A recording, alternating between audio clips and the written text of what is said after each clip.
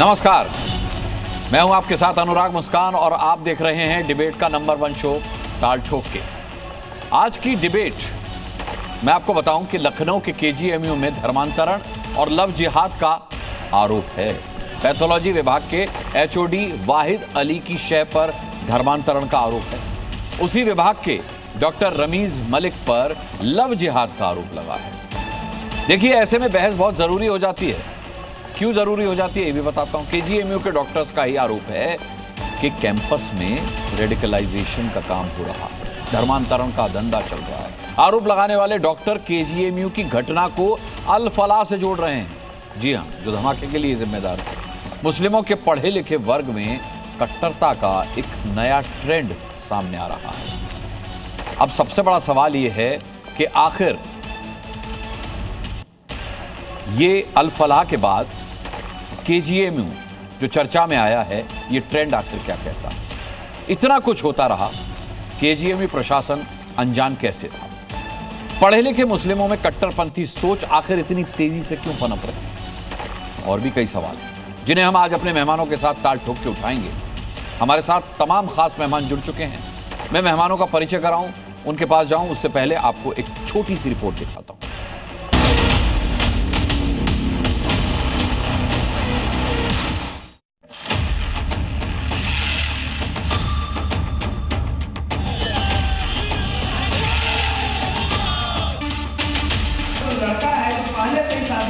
खुदा है और ये सारा कांड कर रहा, उसको बचाने का प्रयास किया।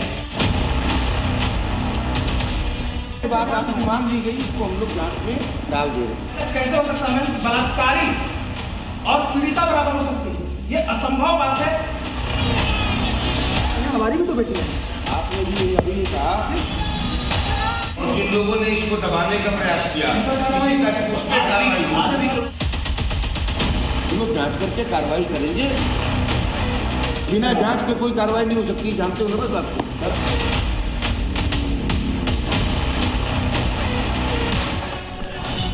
बम से माइंड बम तक। देखिए, हम क्यों कह रहे हैं, क्योंकि अल फलाह बम के लिए जिम्मेदार है और केजीएमयू माइंड बम के लिए जिम्मेदार। माइंड बम क्यों? रेडिकलाइजेशन वहां पर बाकायदा चल रहा था। डॉक्टर अल फलाह में भी डॉक्टर और केजीएमयू में भी डॉक्टर, बल्कि HOD head of department pathology. और ये जो दोनों आरोपी हैं, एक लव जिहाद का आरोपी है, दूसरा रेडिकलाइजेशन का आरोपी है, ये दोनों ही पैथोलॉजी लैब से संबंधित हैं। मेहमानों का परिचय करा के सीधे डिबेट में आता हूं। विश्व हिंदू परिषद से विनोद बंसल प्रवक्ता हमारे साथ जुड़ेंगे। समाजवादी पार्टी से अनुराग भदौरिया कुछ ही पलों में हमारे साथ होंगे। गुलाम सरवर इस्लामिक स्कॉलर यहां स्टूडियो में मेरे साथ मौजूद हैं। इसके अलावा इस्लामिक स्कॉलर मुमताज आलम रिजवी यहाँ स्टूडियो में मौजूद हैं। जय भगवान गोयल हैं, अध्यक्ष हैं एआईयूएच के, हमारे साथ यहाँ स्टूडियो में मौजूद हैं। इसके अलावा हिंदू धर्मगुरु आचार्य अरुण कृष्णा यहाँ स्टूडियो में मेरे साथ मौजूद हैं।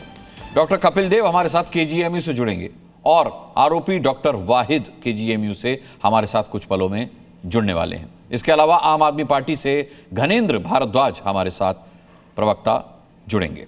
सबसे पहले जय भगवान गोयल जी, आपसे मैं जानना चाहूंगा, क्या प्रतिक्रिया है आपकी इस खबर पर जो सामने आई है केजीएमयू से? देखिए, ये खेल, माफी चाहूंगा जय भगवान जी, बहुत माफी चाहूंगा। डॉक्टर वाहिद हमारे साथ जुड़े थे लेकिन उनका संपर्क हमसे टूटा है। जैसे ही वो आएंगे मैं उनके पास जाऊंगा। आप अपनी बात जारी रख सकते हैं। देखिए, जो ये खेल है केजीएमयू का, अल फलाह का, हाँ। ये काफी बरसों से खेल चल रहा है। एक फिल्म आई थी केल स्टोरी, उसको लेकर के मुस्लिम संगठनों ने उस फिल्म का बहुत भारी विरोध किया था, जबकि जो उसमें दिखाया गया था 100% सच था कि कैसे ये लव जिहाद करते हैं, कैसे हिंदू बेटियों को फंसाते हैं, कैसे उनका लास्ट में जो है उनके साथ व्यवहार होता है। और हमने 2013 में इसी मुद्दे को लेकर के एक बहुत बड़ा प्रोटेस्ट किया था। उस प्रोटेस्ट को लेकर के हम राष्ट्रपति जी से मिले थे। राष्ट्रपति जी को हमने ज्ञापन दिया था, उसमें बताया था कि कैसे ये लोग इंटरनेट के ऊपर हमारी बहन बेटियों की बोली लगाते हैं। 7 लाख, 10 लाख, 15 लाख, 8 लाख, 5 लाख की ऐसी जातियों की लड़कियों को लेकर के आओ, बहला के फुसला के लव जिहाद में इतने पैसे मिलेंगे। उसके बाद राष्ट्रपति जी ने हमारा वो पत्र देश के सभी मुख्यमंत्रियों को, सभी मुख्य सचिवों को भेजा, जिसके ऊपर कार्रवाई करने को उन्होंने कहा। उसके बाद 2020 में योगी जी ने लव जिहाद के ऊपर कानून बनाया कि उसे सजा देंगे। जैसे ही कानून बनाया, कुछ मुस्लिम जत्थेबंदियों के लोग उसको लेकर के हाई कोर्ट में पहुंच गए उसके खिलाफ। तब यूनाइटेड हिंदू फ्रंट वहां पर हाई कोर्ट में खड़ा हुआ। हमने जाके वो जो आदेश था, राष्ट्रपति जी का आदेश जो होम मिनिस्टर के माध्यम सब जगह गया था, वो आदेश जाके हमने सुप्रीम कोर्ट को, हाई कोर्ट को दिखाया, इलाहाबाद हाई कोर्ट को, कि जो कार्रवाई ये हो रही है, योगी जी कुछ नहीं कर रहे, जो 2013 का आदेश है उसके ऊपर कार्रवाई हो रही है, तब जाके वो कानून बना। ठीक है। तो मेरा कहने का भाव है, इनका जो खेल है ये बरसों बरसों चल रहा है, और ये समय समय पर कहीं कहीं से खुलता है, तब जाके पता लगता है, और जहां कहीं भी खुलता है इसके ऊपर सख्त कार्रवाई होनी चाहिए। ठीक है। मुमताज आलम रिजवी, आपकी प्रतिक्रिया डॉक्टर वाहिद अली पर रेडिकलाइजेशन का आरोप है और दूसरे डॉक्टर हैं उन पर लव जिहाद का आरोप है, और ये आरोप उन पर केजीएमयू के बाकी डॉक्टर्स ने लगाया। देखिए, बहुत बहुत शुक्रिया मुस्कान जी। अभी आप कह रहे हैं कि वो आरोप है, ठीक है, तो आरोप है, इल्ज़ाम है, अभी उसकी जांच होगी, देखा जाएगा। लेकिन जिस तरह से एक के बाद एक चीज़ों को जोड़ा जा रहा है, देखिए, क्राइम अगर कहीं हो रहा है तो वो क्राइम की तरह उसे देखा जाए, नंबर एक। नंबर दो ये कि अभी हमारे गोयल साहब कह रहे हैं कि हमने 13 में किया, फिर 20 में बना। सब हमारी जांच एजेंसियां कहाँ हैं? जांच एजेंसियों का क्या काम है? अगर कहीं भी कुछ गलत हो रहा है तो उसको चाहिए कि जांच एजेंसियां उस पर कार्रवाई करें, उसको देखें जा करके। लेकिन फिल्मों से अब पता चलेगा क्या? हाँ, या इस तरह के वाकयात जब सामने आएंगे तब पता चलेगा। तो इसका मतलब ये कि हमारी सरकार नहीं है, न कहीं जांच एजेंसियां हैं, न कुछ है, जिसका जो दिल चाह रहा है वो कर रहा है। जांच एजेंसियों और सरकार तक जाना बहुत देर की बात है। मैं फौरी बात करता हूं, आचार्य कृष्ण जी हमारे साथ हैं। मैं आपसे जानना चाहूंगा कि भाई ये प्रशासन और सरकार तो बाद में आते हैं, सबसे पहले तो आता है केजीएमयू प्रशासन। एक रेजिडेंट डॉक्टर आत्महत्या कर लेती है, डॉक्टर रमीज पे आरोप लगाते हुए, रमीज मलिक पर आरोप लगाते हुए कि वो लव जिहाद का शिकार हुई है। इसका क्या मतलब है कि केजीएमयू प्रशासन ही कान बंद करके, आंख बंद करके बैठा हुआ है? देखिए, शास्त्र कहते हैं कि विद्या विवादाय धनम मदाय शक्ति परेशान पर पीड़नाय खलस से साधु विपरीत मेतत ज्ञानाय दानाय चार क्षणाय। जब किसी राक्षस के हाथ में विद्या और शक्ति जाती है, धन जाता है, तो उसका दुरुपयोग होना अनिवार्य है, होगा जरूर, स्वाभाविक है। आज हमारा ये जो आज तक जो हम धर्मगुरु कहते आ रहे हैं कि जो ये आतंकवाद है, ये जो घृणा है, इसको आप किसी की साक्षरता या शिक्षा से मत देखो। ये एक ऐसी विचारधारा है, क्योंकि ओबामा खुद भी इंजीनियर था, और आप ओसामा भी इंजीनियर था। हाँ। और जितने भी बड़े लोग आप आतंकवाद में बड़ी घटनाएं पाओगे, हाँ, उसके पीछे कोई ना कोई पढ़ा लिखा, उसके पीछे ब्रेन चल रहा होगा।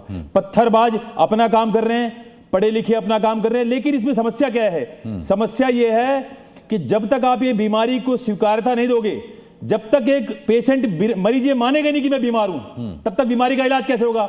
आज तक एक मुसलमान ने आके ये नहीं बोला होगा कि हाँ हमारे इस्लाम में समस्या है, हाँ हमारे इस्लाम में आतंकवाद होता है, हमारे इस्लाम में दंगा होता है, हमारे इस्लाम में घृणा सिखाई जाती है, हमारे इस्लाम में समस्या है, इस पे हम काम करेंगे। हिंदू समाज आज नहीं, वर्षों से अपने ऊपर खुद को इंप्रूव करता आया है। कभी भी किसी भी मान लीजिए कोई प्रथा है, कोई परंपरा है, उसके नाम पे कोई भी गलत काम हमारे धर्म में होता है तो हम खुले आते स्वीकार करते, उस पे काम करते हैं। लेकिन आपको ये जानना बड़ा आवश्यक है कि यूएन डेजिग्नेटेड 726 आतंकवादी है पूरी दुनिया में, उसमें से 700 प्लस मुसलमान है।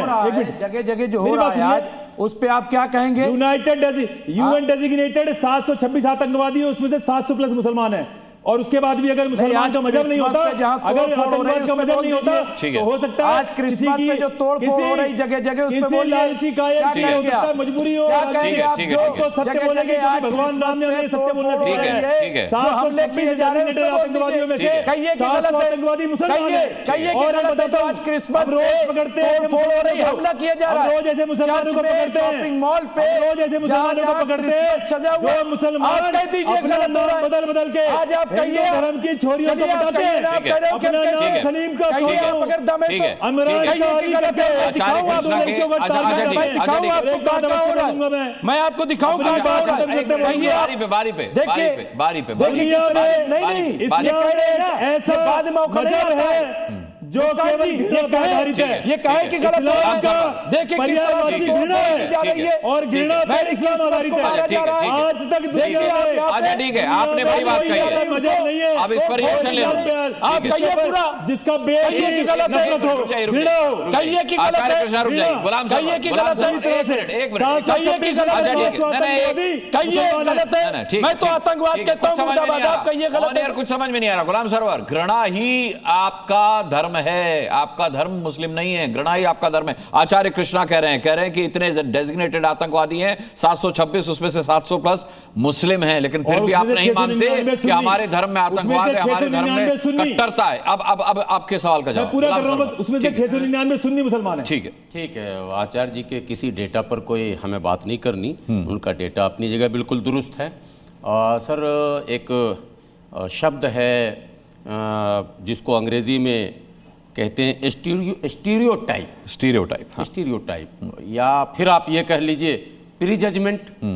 मुझे ना, हम बाइस तो नहीं कह सकते हैं, लेकिन प्री जजमेंट एक धारणा समाज में ऐसी बड़ी मेहनत से बनाई गई है, ऐसी धारणा मुसलमानों द्वारा, अब थोड़ा मुसलमानों द्वारा मेहनत से बनाई गई है, जवाब मुसलमानों को मिला है, बड़ी सर ऐसी धारणा जो अनुचित भी है और असत्य भी है, दोनों बातें मैं कह रहा हूं, अनुचित भी है और असत्य भी है। और यह धारणा अचानक नहीं बनाई गई है, इस धारणा को बनाने में बड़ी मेहनत की गई है, लेकिन बहुत सरल भाषा में कहें कि हाथ कंगन को आरसी क्या और पढ़े लिखे को फारसी क्या। और जो इन्होंने कहा ना कि यूएनओ की सूची में इतने नाम हैं, वो मैं उस पर भी कभी बहस कर लूंगा, लेकिन आज चूंकि बड़े संवेदनशील मुद्दे हैं कि एक डॉक्टर्स और जिसको भारतीय भाषा में लोग कहते हैं जीवन दान देने वाला, लोगों को जिंदगी बख्शने वाला, अगर उसके ऊपर आरोप लगे हैं, बिल्कुल सिंपल बात है। देखिए, आरोपी को यदि आप धर्म और जाति का कवर देंगे तो कहीं ना कहीं उस कवर के अंदर वो अपना आरोप छुपा लेगा। और जो बम बांध के फटे वो, इसलिए बम बांध के फटे वो, एक मिनट के बारे में बता दो, जो बम बांध के फटे, बस 3 लाइन बचे हैं। इसलिए मैं इतने बड़े चैनल में अनुराग जी ओपनली कह रहा हूं, चाहे उसका धर्म, पंथ, मसलक, फेथ कुछ भी हो, उसके आरोप की बारीकी से जांच होनी चाहिए और उस पर अगर वो मुजरिम है तो सख्त कार्रवाई होनी चाहिए। फिर आप विक्टिम कार्ड तो नहीं खेलेंगे, धर्म पर मत, फिर आप विक्टिम कार्ड तो नहीं खेलेंगे? नहीं, बिल्कुल नहीं। ठीक है, अनुराग भदौरिया, कब हम विक्टिम कार्ड खेलेंगे? ठीक है, अनुराग भदौरिया जो बरी हो गए उनका अनुराग भदौरिया, ठीक है। देखिए, घनेंद्र जी भी हमारे साथ जुड़ चुके हैं। अनुराग भदौरिया, पढ़े लिखे मुसलमान कट्टरता की ओर बढ़ रहे हैं, कट्टरपंथी सोच की ओर बढ़ रहे हैं। कि हमने देखा था अल-फलाह यूनिवर्सिटी से जितने वाबस्ता थे वो सब डॉक्टर्स थे, जितने आतंकी पकड़े गए वो सब, चाहे वो मुजम्मिल हो, आदिल हो या फिर डॉक्टर शाहीन हो, सब जो हैं वो पढ़े लिखे थे। अब ये देखिए, आपके HOD पैथोलॉजी का ये भी मुस्लिम है, रेडिकलाइजेशन करता था, धर्मांतरण के लिए लोगों को प्रेरित करता था। और ये जो दूसरा डॉक्टर है रमीज मलिक, ये लव जिहाद का आरोपी है। एक रेजिडेंट महिला डॉक्टर ने आत्महत्या की कोशिश की है इसका नाम लेते हुए। सवाल ये है कि पढ़ा लिखा अलग रखा जाए या कट्टरपंथी मुसलमान अलग रखा जाए? ये दो अलग अलग चीजें हैं या आप एक ही मानते हैं इनको? देखिए, बहुत ही गंभीर मामला है और इस गंभीर मामले पे अफसोस की बात है कि भारतीय जनता पार्टी का प्रवक्ता नहीं आया जिससे हम सवाल जवाब करते। मुझे भी अफसोस। आप जिम्मेदार की आगे बात भैया, तुम्हारी कोई ठीक बात है। नहीं, मैं अनुराग भदौरिया बिल्कुल ठीक बात कर रहे हैं, बिल्कुल ठीक बात कर रहे हैं। सरकार की पार्टी का प्रवक्ता होना चाहिए, ठीक है। हाँ, देखिए, जब सरकार की पार्टी का प्रवक्ता नहीं होता है तो सवाल जवाब करना मुश्किल होता है।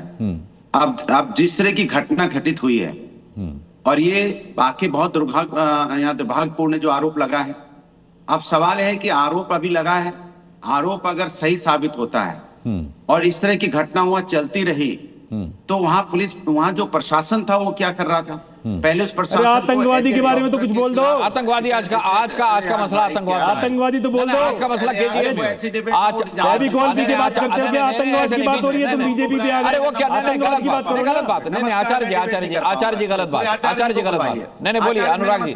नहीं आचार्य जी बीच में टोका टोकी नहीं। धन्यवाद। नहीं अनुराग जी ऐसे थोड़ी होगा, डिबेट है। ठीक है, आप बोलिए आप बोलिए। डिबेट करने आए अब आज मुद्दे पे आ जाइए। अब वो चुप है, अब वो चुप है। हाँ बोलिए। हाँ, देखिए मैंने कहा कि जिस तरह की घटना हुई है, ये घटना जो आरोप लग रहा है डॉक्टर के ऊपर में, बिल्कुल अगर आरोप सही पाया जाता है तो कड़ी से कड़ी कार्रवाई होनी चाहिए, क्योंकि समाज के अंदर जब ये कानून है कि आप इस तरह का कृत्य नहीं कर सकते और एक डॉक्टर लड़की आरोप लगा रही है, बिल्कुल तो आरोप की जांच तो इसकी जांच तो गहन होनी चाहिए। दूसरी बात, जो साथी डॉक्टर है, जो वहां और लोग भी हैं, जो एडमिनिस्ट्रेशन है, जो इतने दिनों से अगर ये कृत्य वहां पे चल रहा था तो लोगों की नजर में भी होगा, लोगों ने तो देखा भी होगा। तो जो पढ़े लिखे लोग अगर इस तरह की बात सामने आती है, पहली बात तो पूरी इंक्वायरी होनी चाहिए, पूरा तथ्य सामने आना चाहिए। जब तक पूरा तथ्य सामने नहीं आ जाता, कोई भी बात पूरी तरह से नहीं सामने खुल के आ जाती तो बोलना बड़ा मुश्किल होता है। लेकिन हाँ, अगर सच पाया जाता है तो कार्रवाई कड़ी से कड़ी होनी चाहिए, इसमें कोई दो राय नहीं है। दूसरी बात, देश के अंदर में लगातार ये देखा जा रहा है, जैसे आज आपने देखा क्रिसमस के दिन किस तरह से जो यहाँ पे, भाई इसके पहले भी यहाँ पे क्रिसमस लोग मनाते हैं, क्योंकि हिंदुस्तान में हिंदू मुस्लिम सिख ईसाई सभी लोग मिलकर रहते हैं। जो माहौल आज देखने को मिला, ये हम क्या संदेश देना चाहते हैं? हिंदुस्तान तो एक प्यारा सा देश जहाँ सभी जाति धर्मों का सम्मान है। हम एक ऐसा हिंदुस्तान बनाना चाहते हैं जहां नफरत की बात हो, जहां नफरत की राजनीति हो। जो आज हुआ है, मेरी बात सुनी अनुराग जी, बहुत गंभीर विषय है। मैं क्रिसमस के विरोध पर कल हम डिबेट कर चुके हैं अनुराग जी। नहीं आज की बात कर रहा हूं। तो जिस तरह से जो घटना घटित है बहुत गंभीर है, बहुत गंभीर है, आरोप भी गंभीर है। अरे विनोद जी रुक जाइए, आरोप भी गंभीर है। अरे इसके बाद आप ही के पास विनोद जी अपनी बारी पे। विनोद जी आपका नाम अनुराग भदौरिया नहीं है, आपका नाम अनुराग भदौरिया। बात हो रही है, बस हड़बड़ाइए मत।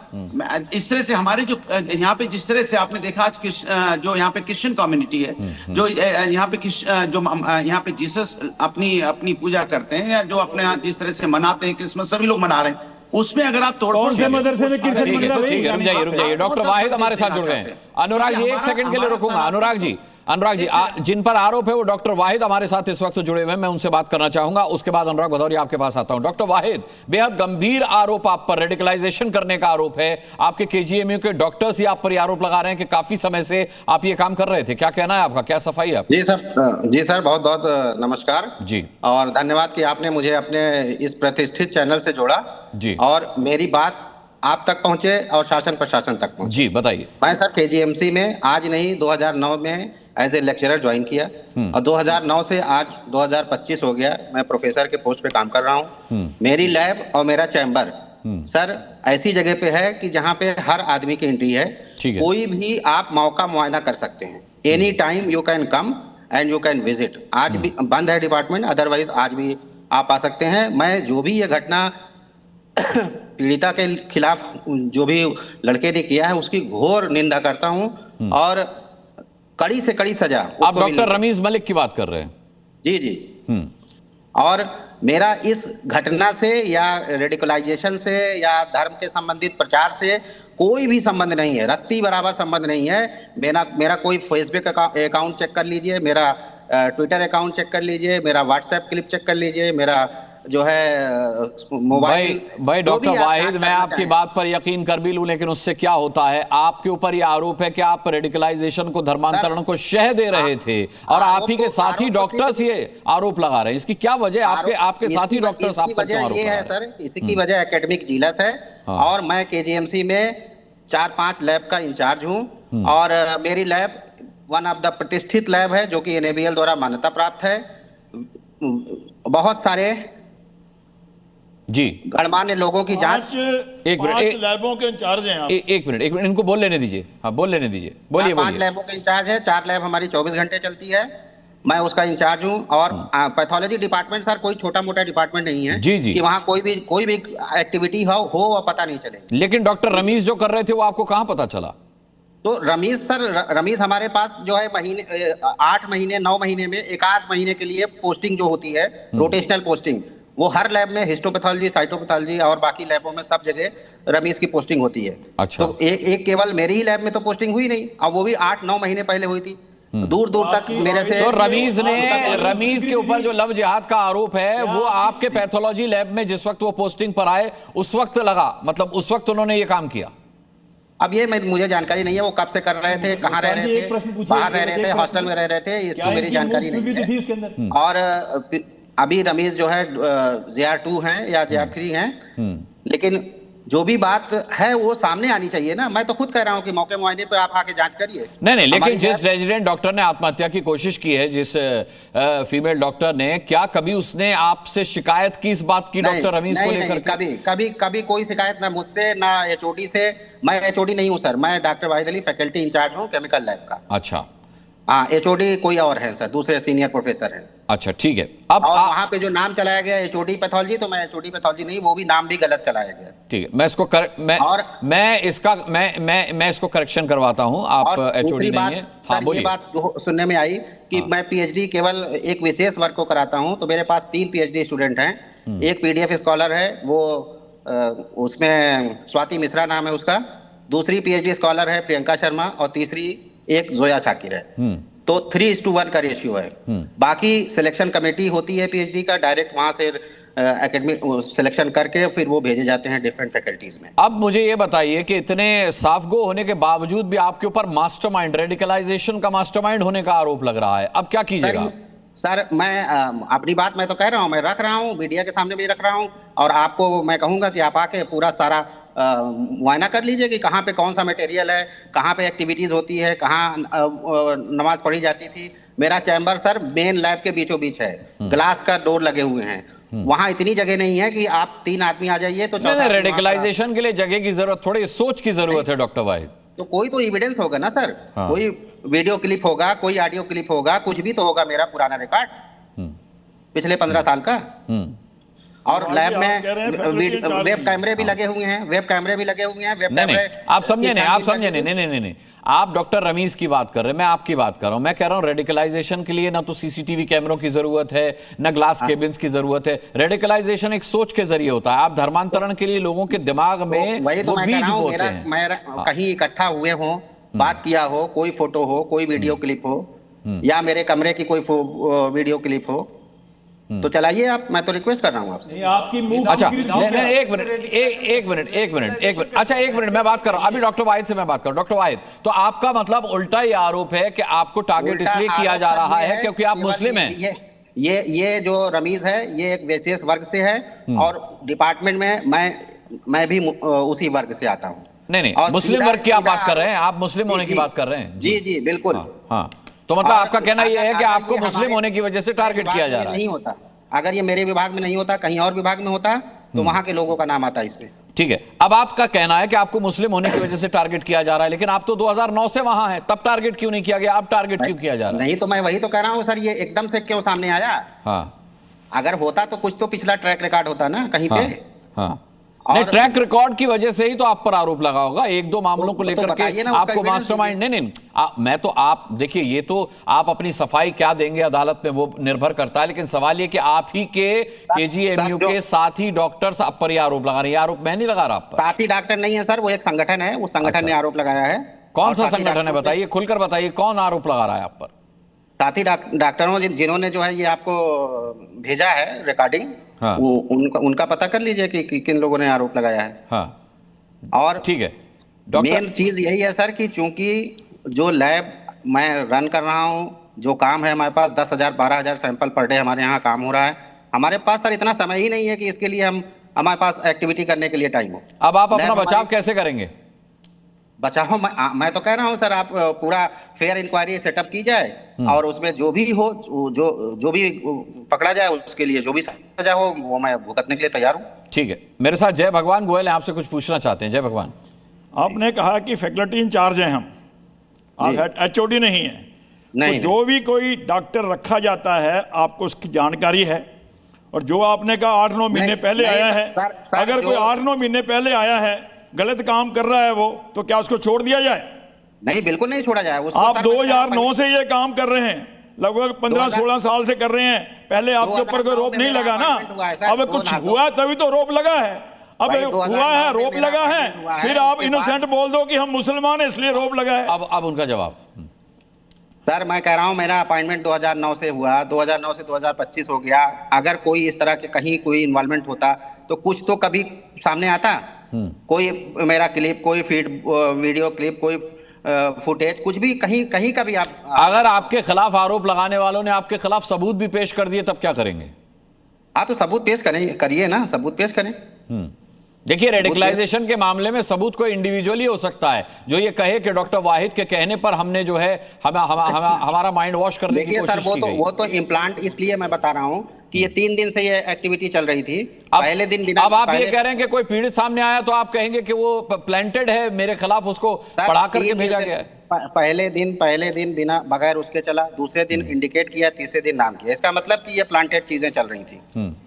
और मैं इसका घोर मतलब बहुत टफ लैंग्वेज उसमें मैं इसकी मजम्मत करता हूं। ठीक है, मजम्मत करता हूं। हाँ, अच्छा, और इसकी फेयर इंक्वायरी हो, लेवल मतलब एडमिनिस्ट्रेशन लेवल से भी, केजीएमसी के लेवल से भी, और बाकी जो भी शासन प्रशासन के लेवल से। ठीक है, घनेंद्र भारद्वाज आम आदमी पार्टी के प्रवक्ता हैं, आप कुछ पूछना चाह रहे हैं या कुछ कहना चाह रहे हैं? मैं डॉक्टर वाहिद को छोड़ दूं या फिर जी पूछिए। नहीं, डॉक्टर वाहिद रहिएगा अभी हमारे साथ। अनुराग जी, मैं सिर्फ इतना कह रहा हूं कि ये जो भी घटना हुई है केजीएमयू की, निश्चित तौर पर देश में एजेंसीज हैं, जांच एजेंसीज हैं, इन्वेस्टिगेशन एजेंसीज हैं, और जब हमारे कॉन्स्टिट्यूशन में, कानून में लिखा हो कि आप फोर्सफुली किसी का भी आप धर्म परिवर्तन नहीं कर सकते, ये अपराध है, क्राइम है। ठीक है। और अगर जो कॉन्स्टिट्यूशन और कानून में लिखा हो, अगर इस तरीके की हरकत कहीं पे भी हो रही है तो निश्चित तौर पर ये निंदनीय है और बहुत गंभीर घटना है।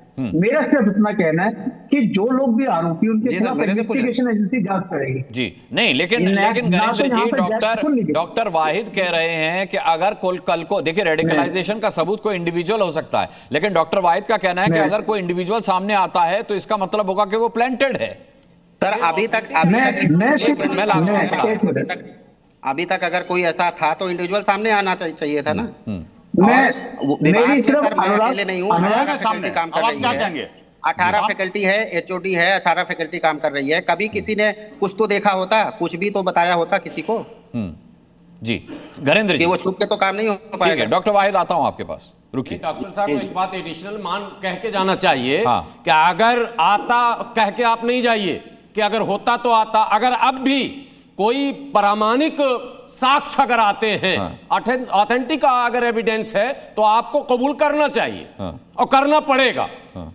अगर प्रामाणिक साक्ष्य है तो, प्रामाणिक साक्ष्य आता है तो डॉक्टर वाहिद कबूल करेंगे कि आप मास्टरमाइंड रेडिकलाइजेशन हाँ, बिल्कुल कबूल करेंगे सर, बस बात खत्म। अब जब आपने किया ही नहीं तो फिर आप कबूल कैसे करेंगे, ये बताइए। मैं तो होता तो कहता कि कोई आएगा ही नहीं सबूत, क्योंकि मैंने किया ही नहीं रेडिकलाइजेशन।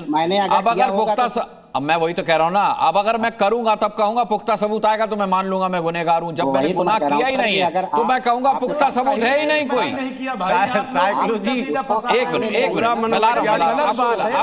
जो है बिल्कुल से कबूल कर रहा है, अरे ठीक है, लेकिन वो ये भी कह रहे हैं कि अगर कोई सबूत आया तो मैं मान लूंगा कि मैं मुस्कान भाई, गवर्नमेंट को वो एक तरीके से कह रहे हैं कि हम ताउन करने के लिए तैयार हैं। अब इससे ज्यादा और क्या करेगा कोई? अब आप जो है यहीं पे सब तय कर दोगे तो कुछ कह रहे हैं। कोई भी ग्रुप आके कह देता है कि इसको हटाओ उसको हटाओ, कोई भी आरोप लगाए आप मान लेंगे।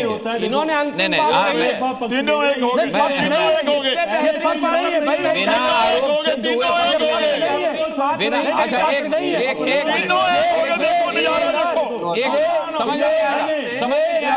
समझ नहीं आएगा सच्चा मुसलमान और बेहतर मुसलमान को बैकअप देना, चाहे वो अपराधी हो आतंकवादी हो, यदि वो आरोपी है, निर्दोष भी नहीं है। कुछ सुनाई नहीं आ रहा। डॉक्टर एक मिनट विनोद बंसल भी मेरे साथ हैं, डॉक्टर वाहिद भी मेरे साथ हैं। विनोद बंसल जी, अभी आरोप साबित नहीं हुए हैं, लेकिन यहाँ गुलाम सरवर और साफ तौर पर हमारे मुमताज भाई जो हैं वो पक्ष लेने लगे डॉक्टर वाहिद का। मैं भी पक्ष ले रहा हूं डॉक्टर वाहिद का। मैं ये कह रहा हूं कि अगर वो बेगुनाह है तो उनको बचना चाहिए, उनके ऊपर। अच्छा सुनिए, नहीं कवर तो दे ही रहे ना। ठीक है डॉक्टर विनोद बंसल, क्या करूं मैं? क्लियर करवाया हाँ ठीक है, मैं कि अगर साक्ष्य मिलेगा तो मानेंगे, उन्होंने कहा हम मानेंगे। मैं अब इससे बेहतरीन क्या हो सकता है? चोर की दाढ़ी में तिनका। हाँ, मैं तो ये कहूंगा चोर की दाढ़ी में तिनका। एक मिनट, वो बोल रहे रूप से जो अपना कवर फायर देने का काम करते हैं। हाँ। मैं कहना चाहता हूं अभी तो जो है ना अनुराग भदौरिया ये कह रहे थे कि आखिरकार वो जो आरोप लगाए वो गंभीर है। अरे भाई आरोप गंभीर है तो गंभीरता के साथ लीजिए ना उसको। वो क्यों नहीं लेते? डॉक्टर वाहिद जो कह रहे हैं कि ठीक है मेरे ऊपर आरोप लगे तो मैं उसको सामना करूंगा। हाँ। लेकिन इसके उससे पहले वो डॉक्टर वाहिद तो कह रहे हैं ये बाकी दोनों जो आपके पैनलिस्ट हैं वो ये कह रहे हैं कि नहीं इन पे आरोप ही नहीं है, ये तो गलत है। मैं कहना चाहता हूं देखिए बात ये है कि आरोप बड़े गंभीर हैं। हाँ। एक मेडिकल कॉलेज में लगे हैं और एक देश का एक सामने आ गई मेडिकल कॉलेज है। एक लड़की ने आत्महत्या नहीं गुलाम सरवर एक लड़की ने आत्महत्या की कोशिश करने की कोशिश की है।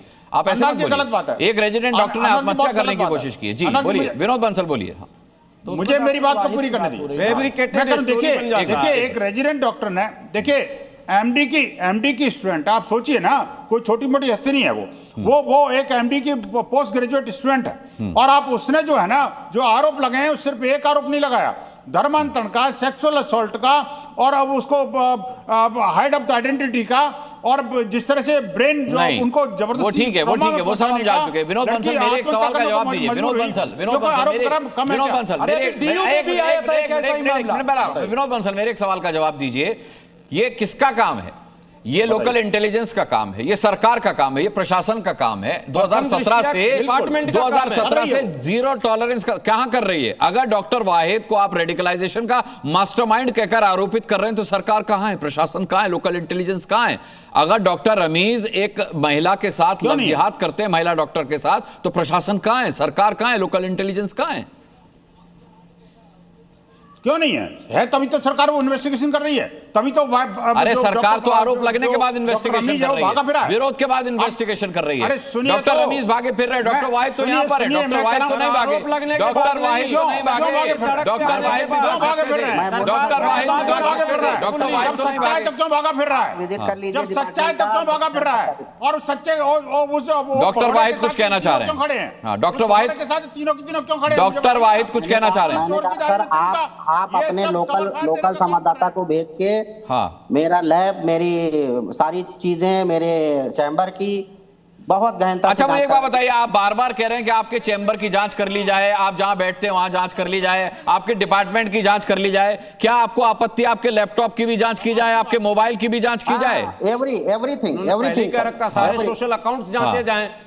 सोशल अकाउंट अलग चीज है, मोबाइल अलग चीज हो गई। हाँ एवरीथिंग सर, एवरीथिंग ठीक है। और उसके बाद आप कह रहे हैं कि अगर कोई सबूत सामने आता है तो आप मान लेंगे कि आप रेडिकलाइजेशन में शामिल थे? हाँ बिल्कुल बिल्कुल जी विनोद बंसल वो मान लेंगे कि वो रेडिकलाइजेशन में शामिल थे अगर कोई सबूत सामने आता है तो आप इसको क्या कहेंगे कि क्या ये इतनी खूबी से रेडिकलाइजेशन कर रहे थे कि पकड़ में ना आए, या फिर ये इनोसेंट है वाकई में? अनुराग सर ये केवल सर एकेडमिक जीनस है। मैं कहता हूं डॉक्टर वाहिद अली जानते हैं अच्छी तरह से। हाँ एक मिनट मेरी बात को पूरी होने दीजिए। हाँ अनुराग भदौरिया आ रहा हूं। अनुराग जी मैं कह रहा हूं कि डॉक्टर वाहिद अली अच्छी तरह से जानते हैं कि वो डॉक्टर रमीज कहां है। हाँ। और वो छुपा हुआ भगोड़ा है और इसके बावजूद भी वो उसको एक्सपोज नहीं करना चाहते। ये आपको कैसे पता कि डॉक्टर वाहिद जानते हैं कि रमीज कहां है? भी पता है। एक मिनट ये आपको कैसे पता कहां है? हमारे डिपार्टमेंट में 18 फैकल्टी है। देखिए तो सही, आपको पता है डॉक्टर वाहिद, आपको पता है डॉक्टर रमीज कहां है? एक मिनट, डॉक्टर रमीज कहां है आपको पता है? 18 फैकल्टी है, मैं केवल अकेले नहीं हूं, मैं अकेले नहीं हूं, मेरे डिपार्टमेंट में 18 फैकल्टी है और हर में उसकी पोस्टिंग लगती है। डॉक्टर वाहिद क्या आपको पता है डॉक्टर रमीज कहां है? लड़कियों का नाम तो आपने पब्लिक सर वो मेरे कहीं दूर तक उसका कोई कांटेक्ट में नहीं है। हाँ वो जैसे हर लैब में उसकी पोस्टिंग होती थी वैसे मेरे भी लैब में पोस्टिंग 1 महीने की हुई। और इधर 8-10 महीने से पहले उसकी पोस्टिंग। आपने तीन हिंदू डॉक्टर्स का नाम तो ले लिया इस चैनल पर जाकर के, लेकिन एक वो जो जिहादी और बलात्कारी डॉक्टर रमीज है उसके बारे में एक शब्द नहीं बोला आपने। बोला डॉक्टर वाहिद ने कहा कि उसके खिलाफ कार्रवाई होनी चाहिए, उसके खिलाफ कड़ी से कड़ी कार्रवाई। ठीक है अनुराग भदौरिया को लाता हूं। ठीक है ठीक है अनुराग भदौरिया डॉक्टर वाहिद हमारे साथ है, कुछ पूछना चाहते हैं आप? डॉक्टर वाहिद थोड़ी देर और रुकिए, बस 2 मिनट और रुकिए। मैंने आपको देखिए मैंने बहुत सीधा और सिंपल भाषा में बोला था, हो सकता है किसी के समझ में नहीं आया हो। मैंने कहा कि आरोप सिद्ध होता है तो ये बहुत गंभीर मामला है, और वही गंभीर मामला को दूसरे साथी भी कह रहे हैं। पहले कह रहे थे अनुराग भदौरिया जी कह रहे थे गंभीर मामला है, फिर खुद ही बोल रहे हैं गंभीर मामला है। मैंने वो कंफ्यूज, उन्हें क्या बोलना है उन्हें पता नहीं है, वो आयमा साई बोल रहा है उनको। मैंने आप क्या बोलना चाहते हैं? अगर गंभीर मामला होनी चाहिए जो दोषी आपने कहा था अगर गंभीर मामला है और मामला तो क्या हल्का मामला है? हल्का मामला है क्या? अरे इनको चुप करा दो, मैं इनके बीच में जी। अच्छा विनोद बंसल रुक जाइए। अरे विनोद बंसल, मैं आपको बोलने दूंगा, पूरा मौका दूंगा। बोलिए बोलिए। ऐसे नहीं होगी, हम भाई आपके बीच में नहीं बोले थे भाई, थोड़े संस्कार रखिए, ठीक है बोलिए। संस्कार रखिए, पता नहीं कहां से लेके आए संस्कार। मैं कह रहा हूं कि हमने कहा कि किस तरह की, देखो ये जो समाजवादी संस्कार नहीं बात उठ के आई है, मेरे हिंदू संस्कार है। अरे भाई विनोद बंसल रुक जाइए। गंभीर मामला है। और जब गंभीर मामला, सनातनी ऐसा नहीं करते, सनातनी प्रेम की भाषा बोलते हैं, बदतमीजी नहीं करते आपकी तरह। सुन लीजिए आप। लेकिन नमाजवादी तो करते हैं ना, जैसे आप कर रहे हो। आप बताइए नमाजवादी क्या होता है? नमाजवादी करते हैं ना। नमाजवादी क्या होता है? आप जैसे जो करते हो नमाजवादी करते हैं ना। ये बकवास है, झूठा है, झूठा हिंदू है, ये फर्जी हिंदू है। अनुराग फैला रहे हो आप जिहादियों के साथ में, जिहादियों के साथ ट्यूनिंग बैठाना चाहते हो डिबेट में बैठ करके। चुप हो जाओ, डिबेट में बैठ करके जिहादियों के साथ। अनुराग भदौरिया संयमित रहिए। अनुराग भदौरिया, वाह भाई वाह, नमाजवादी संस्कृति। अनुराग की नमाजवादी संस्कृति देखो आगे सामने, अनुराग की नमाजवादी संस्कृति। अच्छा रुक जाइए, डॉक्टर वाहिद से बात कर लीजिए। ठीक है ठीक है, नंगा हो गया समाजवादी पार्टी। ठीक है नहीं आपस में नहीं, आपस में नहीं, एक दूसरे पे नहीं। मैं आता डॉक्टर वाहिद। अच्छा ठीक है, दोनों की आवाज डाउन कीजिए जरा, ये बोलने नहीं दे रहे किसी को। डॉक्टर वाहिद, इस मामले को अल-फलाह यूनिवर्सिटी से जोड़ा जा रहा है। कहा जा रहा है कि वहां का मामला बम से जुड़ा था और यहां का मामला जो है आपकी वजह से माइंड बम से जुड़ा हुआ है। सवाल यह है कि ये आप पर बहुत गंभीर आरोप है। आपकी क्या राय है? शिक्षण संस्थानों में अगर इस तरीके की कट्टरवादी सोच पनपती है तो ये कितनी घातक है, कितनी हानिकारक है? सर इसकी 0.01% भी गुंजाइश नहीं होनी चाहिए किसी भी शिक्षण संस्था में से, और मैं इसमें 0.001% का भी मेरा कहीं इन्वॉल्वमेंट नहीं है। हाँ। मेरा लैब का जो काम है इतना ज्यादा है कि हमको उसके आगे और कुछ टाइम ही नहीं है कोई काम करने के लिए। हमारी लैब NABL द्वारा मान्यता प्राप्त है और जितने भी विशेष प्रतिष्ठित लोग हैं सबकी जांच हमारे यहाँ। डॉक्टर वाहिद, कहीं ऐसा तो नहीं कोई आपकी आड़ में रेडिकलाइजेशन का काम करता और नाम आपका आया हो? आपकी जानकारी में ऐसा कुछ? ये मेरी जानकारी में सर नहीं है कि करता कोई था, भरना आपको पड़ रहा है। मे भी कि कुछ लोग मेरे जो खिलाफ हैं वो लगे हों अपनी एक्टिविटी। नहीं, वो रेडिकलाइजेशन कैसे कर सकते हैं अगर वो आपके धर्म से नहीं आते? भाई आपके धर्म पर रेडिकलाइजेशन का वो मेरा नाम केवल बदनाम करने के लिए सारी साजिश है। ये मैं इसकी घोर निंदा करता हूँ। ठीक है, जो डॉक्टर आत्महत्या करने लगी थी, आत्महत्या तक पहुंच गई एक डॉक्टर, लेडी डॉक्टर, अगर वो कह रही है झूठ बोल रही है, क्या वो झूठ बोल रही है? नहीं किसने कहा झूठ बोल रही है भाई? एक आदमी अपनी जान तक देने को तैयार हो गया है, उसके साथ अन्याय हो रहा है, धर्म परिवर्तन हो रहा है, हम उसकी बात नहीं कर रहे। डॉक्टर को बैठा करके उसकी बात कर रहे हैं, जो धंधा करते हैं वही बैठ करके धर्म परिवर्तन करवा रहे हैं, जो लोगों का माइंड वॉश कर रहे हैं बैठ करके, ये सारे एक ही हैं। भगवान जी, जय भगवान। मेरा सीधा कहना है, इनका फंडा सबका एक ही है। कोई फंडा नहीं, कोई यूनिवर्सिटी को, कोई कॉलेज हो, जितने डॉक्टर हैं, जितने इंजीनियर हैं, जितने प्रोफेसर हैं, सबका एक ही एजेंडा है, जिहाद करना, किसी भी रूप का जिहाद। डॉक्टर वाहिद, सब उसी में सामने है। मेरा समय खत्म हो गया। डॉक्टर वाहिद जांच के लिए तैयार हैं। मुझे लगता है कि वो भागे नहीं हैं। उनकी बेगुनाही का जो भी सबूत है वो पेश करेंगे। अगर उनके गुनहगारी का सबूत सामने आता है तो उन्होंने कहा कि वो उसे स्वीकार करेंगे, लेकिन उनका मानना है कि उनके खिलाफ ऐसा कोई सबूत है नहीं, क्योंकि वो कभी रेडिकलाइजेशन में संलिप्त रहे नहीं। डॉक्टर रमीज के खिलाफ वो कड़ी से कड़ी कार्रवाई की मांग जरूर करते हैं, जिसकी वजह से लव जिहाद का शिकार होकर के एक रेजिडेंट डॉक्टर ने आत्महत्या की कोशिश की। मुझे लगता है कि इस गंभीर मामले पर हमें अपनी राय भी गंभीर रखनी चाहिए, अपनी सोच भी गंभीर रखनी चाहिए और अपनी जबान भी गंभीर रखनी चाहिए। बहुत बहुत धन्यवाद करना चाहूंगा सभी पैनलिस्ट का आज की डिबेट में शामिल होने के लिए। आप दर्शकों का भी ताल ठोक के देखने के लिए बहुत बहुत धन्यवाद। कल शाम 5 बजे फिर किसी मुद्दे के साथ ठोकेंगे ताल, पूछेंगे सवाल। तब तक के लिए अपना बहुत बहुत ख्याल रखिएगा। मुझे अभी के लिए इजाजत दीजिए। नमस्कार।